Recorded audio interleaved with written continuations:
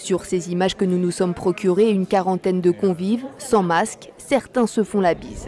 Des personnalités qui participent à des dîners clandestins. Depuis quelques semaines, les réseaux sociaux s'affolent. Oh My Fake vous propose de démêler le vrai du faux. Dans les médias, sur les réseaux, on ne parle plus que de ça. Des dîners clandestins auraient été organisés dans des restaurants fermés et des salons privés.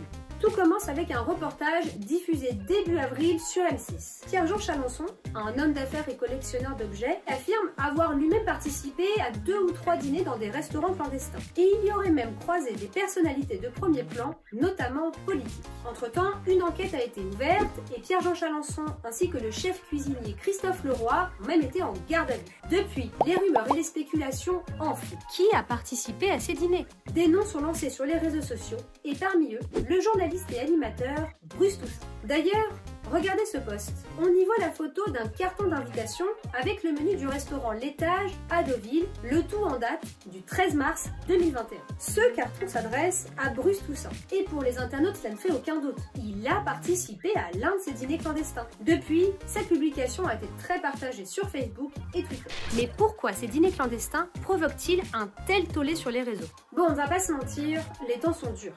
La crise du Covid dure depuis plus d'1 an. Entre le couvre-feu, les restrictions sanitaires, les attestations, la fermeture des commerces non essentiels et les difficultés économiques, le contexte est très tendu. On est lassé de cette situation. Alors quand on voit que certains continuent à vivre comme si de rien n'était, ça rappelle les privilèges. Ça nous met en colère. Et évidemment, cela entraîne un profond sentiment d'injustice. On comprend donc mieux pourquoi ces posts sont si relayés sur les réseaux. Bon, mais revenons à Bruce Toussaint. A-t-il vraiment participé à un dîner clandestin en pleine épidémie de Covid-19? Contacté par 20 minutes, un cadre du Novotel de Deauville, sous couvert d'anonymat, affirme que Bruce Toussaint était en séminaire le 13 mars 2021. Le carton d'invitation est donc bien authentique.